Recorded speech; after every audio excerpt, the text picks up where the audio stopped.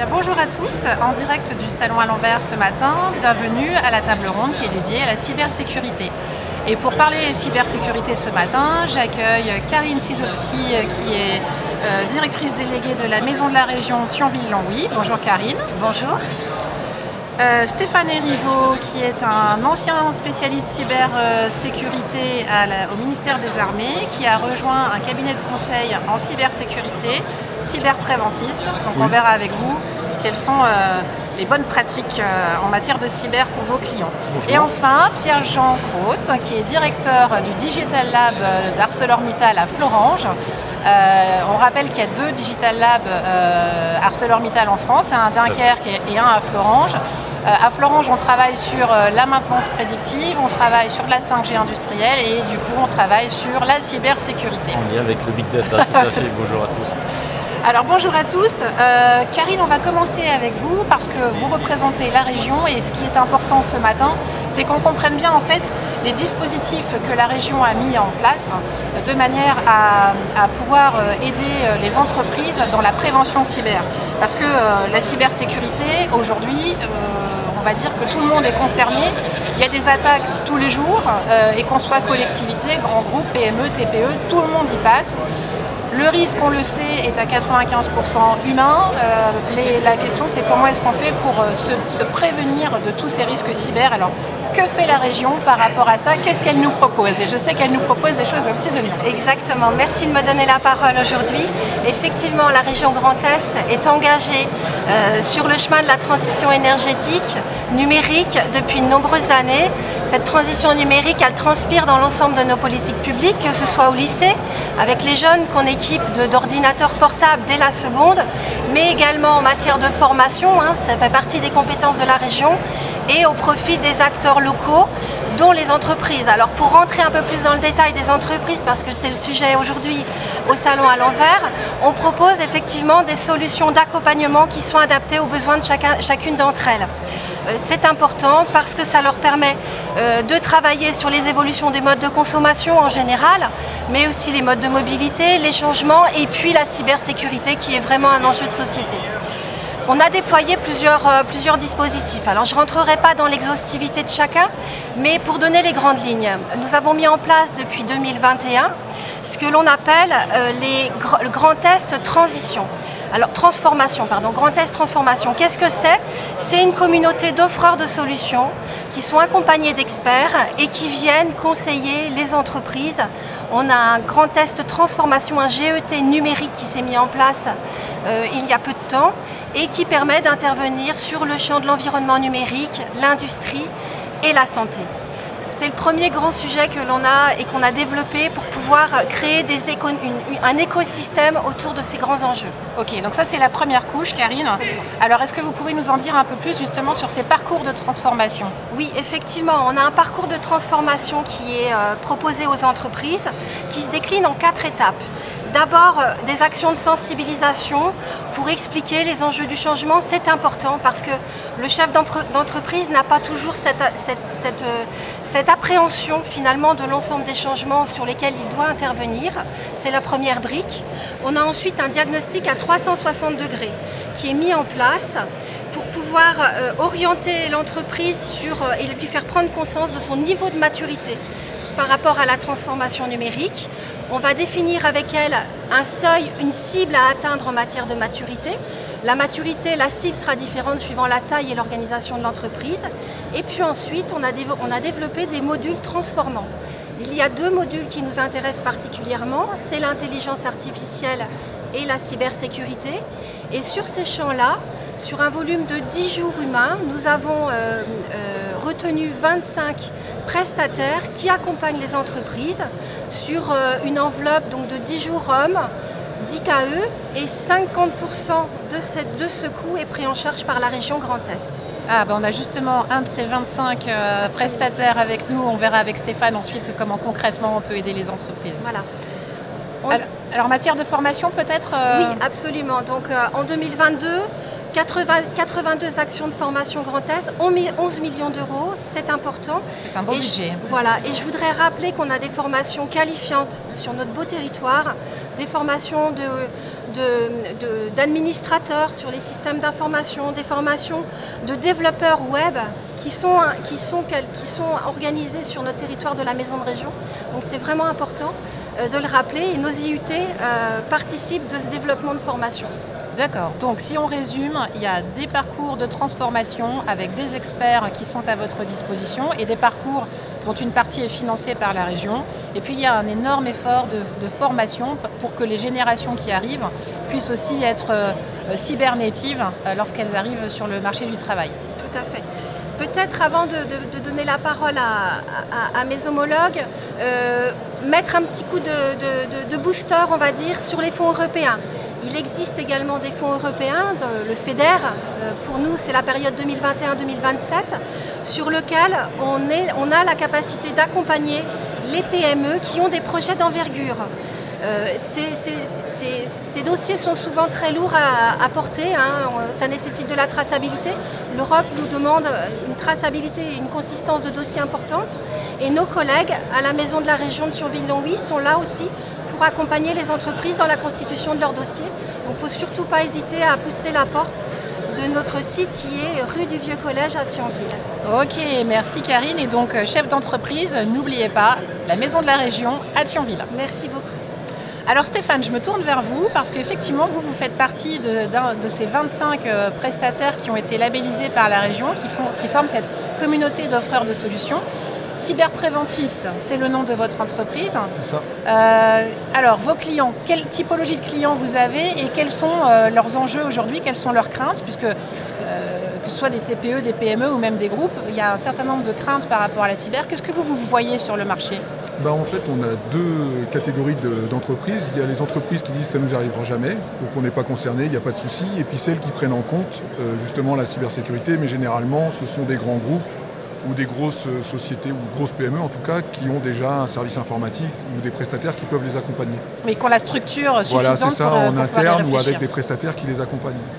Mais la majorité des TPE-PME que nous suivons n'ont pas tous ces experts, on va dire, qui peuvent les aider. Donc justement, par rapport à l'intervention précédente, on fait partie en effet des 25 prestataires qui vont proposer le diagnostic cybersécurité.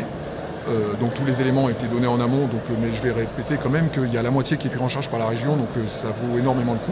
Donc pour toutes les TPE, PME qui auraient eu l'idée ou qui se seraient dit « Ah, j'hésite encore, je ne sais pas trop si je veux réellement faire un diagnostic, ça a un coût », il faut quand même qu'elle se pose la question quel coût ça aura si jamais il faut remettre en état ou au pire s'il faut fermer la porte. Donc il y a quand même pour 5 000 € du coup d'investissement propre sur l'entreprise, c'est à mon avis un coût à investir, quoi. Surtout qu'on les accompagnera, c'est pas simplement un état des lieux pur et simple. On fait vraiment des interviews, on voit comment l'entreprise fonctionne, on les aide à identifier ce qui est vraiment important pour eux, puisque la plupart des entreprises disent soit il faut tout sauvegarder, soit on ne sait pas. Donc on les accompagne, on voit comment elles fonctionnent et on leur fait un diagnostic complet, aussi bien en organisation qu'en technique. On fait l'état des lieux aussi de tous les paramétrages qu'il y a de leurs différents outils informatiques et on leur donne un plan d'action qui va leur permettre de savoir où ils en sont et ce qu'ils ont à faire immédiatement, court terme, moyen terme et long terme. Parce qu'évidemment, s'il n'y a absolument rien dans l'infrastructure, ça a des coûts et il faudra investir et donc c'est sur le long terme. Donc voilà, donc nous on est capable de faire et dans l'entreprise où je travaille, où je suis le directeur technique et en même temps le responsable de la sécurité des systèmes d'information, on peut faire tout le panel, aider et il y a aussi un point très très très important, c'est la sensibilisation. Il faut expliquer aux collaborateurs comment travailler et quelles sont les actions à faire ou pas faire parce que ça a un impact très très très important, comme on l'a dit, l'humain est au cœur du sujet, c'est vraiment primordial à l'heure d'aujourd'hui. Il y a beaucoup d'entreprises qui n'ont pas pris en compte ce souci-là. Et pourtant, c'est de la responsabilité des chefs d'entreprise. Oui, donc on répète à nos amis chefs d'entreprise ce matin qu'il y a des gens à leur disposition pour les aider. Moi, je lisais encore récemment que 70% des patrons de PME ne savent même pas où sont stockées leurs données sensibles. Donc on espère que vous qui nous écoutez ce matin, vous faites partie des 30% restants. Mais si ce n'est pas le cas, ne vous inquiétez pas, parce qu'en fait, je crois qu'on dramatise aussi beaucoup la cyber. Et finalement, il y a plein de petites choses, de petits trucs et astuces qu'on peut déjà mettre en place pour limiter un certain nombre de risques. Oui, alors Stéphane, est-ce que vous pouvez nous donner justement quelques idées concrètes de ce qu'on peut faire, voilà, déjà pour mettre les bases? Je vais essayer d'être succinct parce que là on peut tenir des heures, mais malgré tout la chose la primordiale à faire, c'est la sensibilisation. Expliquer à ses collaborateurs comment travailler. Si on ne sait pas comment le faire, vous pouvez vous appuyer sur nous, par exemple, ou d'autres entreprises, il n'y a aucun problème, on est capable de le faire. Et quand j'étais au ministère, on le faisait déjà, donc il n'y a aucun souci. Après, une chose primordiale, c'est aussi de faire des sauvegardes. Il faut sauvegarder ces données, sauvegarder son potentiel, alors toutes ces données. Donc ça peut être, j'en sais rien, pour un cabinet comptable, suivant les entreprises, c'est pas du tout les mêmes données à sauvegarder, mais il faut absolument les sauvegarder et surtout, les tester. Parce que c'est bien beau de se dire on a fait une copie, mais si on n'a pas vérifié que la copie était bien faite, pour le coup, si on en a besoin un jour, on est un peu embêté. Et faire une sauvegarde externalisée de l'entreprise. Donc externaliser l'entreprise, ça ne veut pas dire simplement brancher sur un port USB, sur un serveur. C'est vraiment faire une sauvegarde de ce qui est important dans son entreprise et la sortir physiquement de l'entreprise. Donc soit sur un support externe et le ramener dans une autre succursale de l'entreprise, ou alors externaliser dans un data center français. Donc là, il faut bien faire attention. Les data centers, il faut faire attention à sa souveraineté, là où on a ces données confidentielles. Donc il y a un data center sur la plaque pas loin de Metz. Donc il n'y a aucun souci, nous on a une infrastructure dedans, on sauvegarde des données de nos clients, de certains de nos clients qui nous le demandent. Après, une chose aussi très importante, c'est ne pas laisser les paramétrages par défaut de ces outils informatiques, de ces matériels informatiques. C'est ce qu'on trouve souvent et la plupart des gens, quand ils installent les PC, ils fonctionnent en administrateur et donc là, s'il y a une infection, le pirate il a tous les droits, il fait ce qu'il veut et c'est une des causes aussi qui pourrait faire qu'il y a énormément de dégâts. Que si on surfe simplement en utilisateur, comme on dit, ça limite les conséquences. On peut aussi dire, faire très attention aussi, à l'heure d'aujourd'hui, il y a beaucoup d'hameçonnage. Il faut faire attention de ne pas cliquer de manière intempestive sur les liens. Il faut un simple passage de la souris sur le lien Internet permet de savoir si ça redirige réellement sur le nom du site où on veut aller. Moi, ce que je préconise à l'heure d'aujourd'hui, c'est de même plus cliquer sur les liens quand on les reçoit dans les mails, c'est directement d'aller sur le lien par soi-même.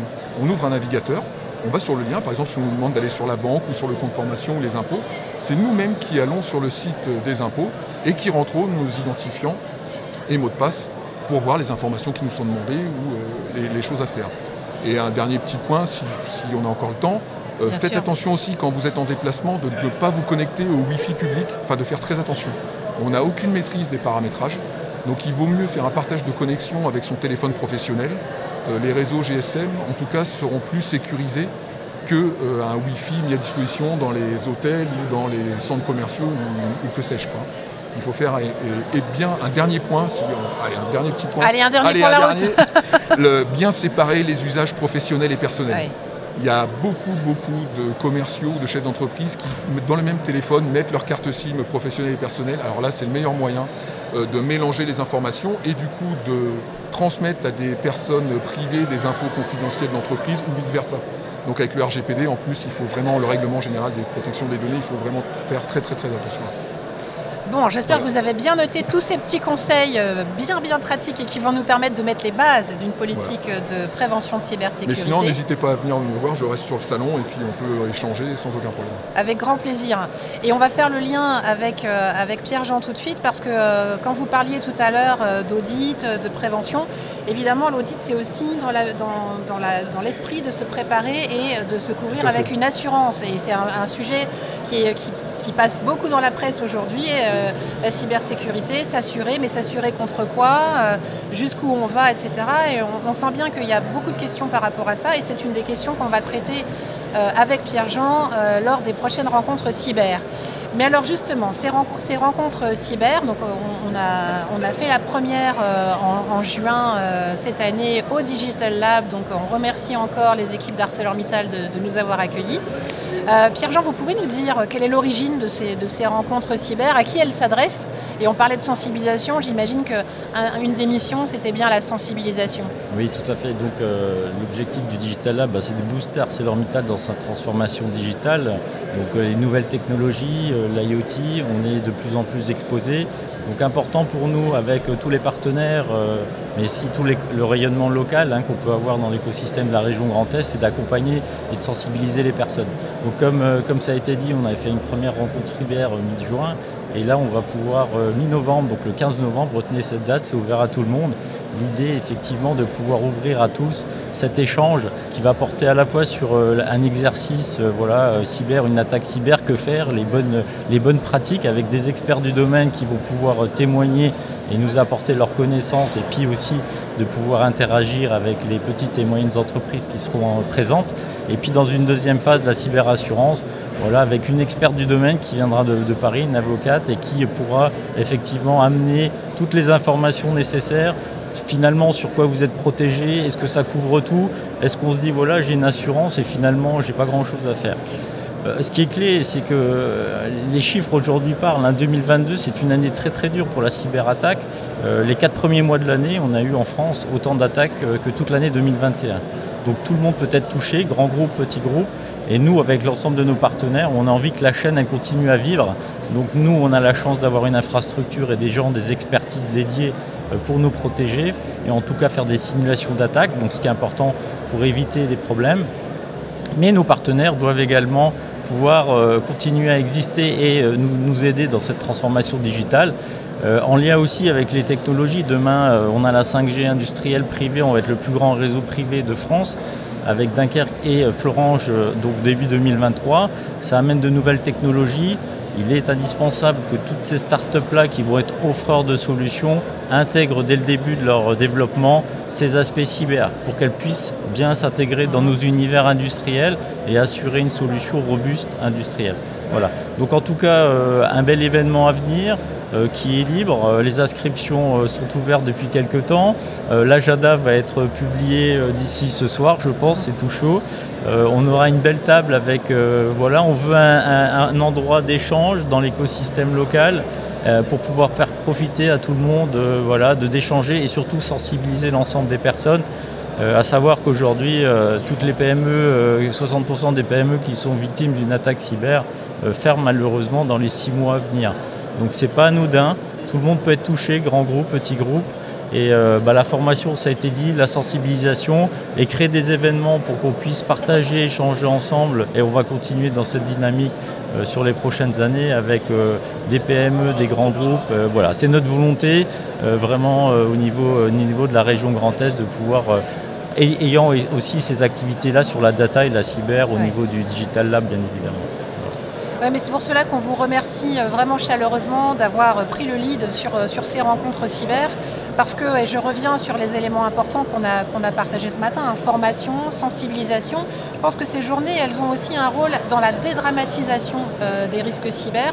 Évidemment, les enjeux sont d'importance, mais à partir du moment où on peut en parler, parce qu'il y a aussi parfois des tabous, parce qu'on a peur de ne pas être au niveau, de ne pas avoir le bon niveau de compétences, on a peur aussi des budgets, on en parlait tout à l'heure que ça peut représenter, et finalement, pour une PME, c'est pas si important que ça, et à partir du moment où on est dans un écosystème, le fait de se protéger collectivement protège tout le monde parce que, comme vous l'avez dit, Pierre-Jean, vous avez la chance en tant que groupe d'avoir une structure qui se prévaut de la cyber. Mais si effectivement vous travaillez avec des prestataires qui, eux, courent un risque, c'est toute la chaîne qui s'en trouve touchée. Tout à fait. Donc c'est un bel exemple de travail en écosystème. Et donc je vous remercie tous les trois, Karine, Stéphane, Pierre-Jean, d'avoir contribué à ouvrir le terrain sur ces sujets cyber. Donc rendez-vous le 15 novembre au Digital Lab d'ArcelorMittal à Ucorange. Merci. Merci à vous, bonne journée.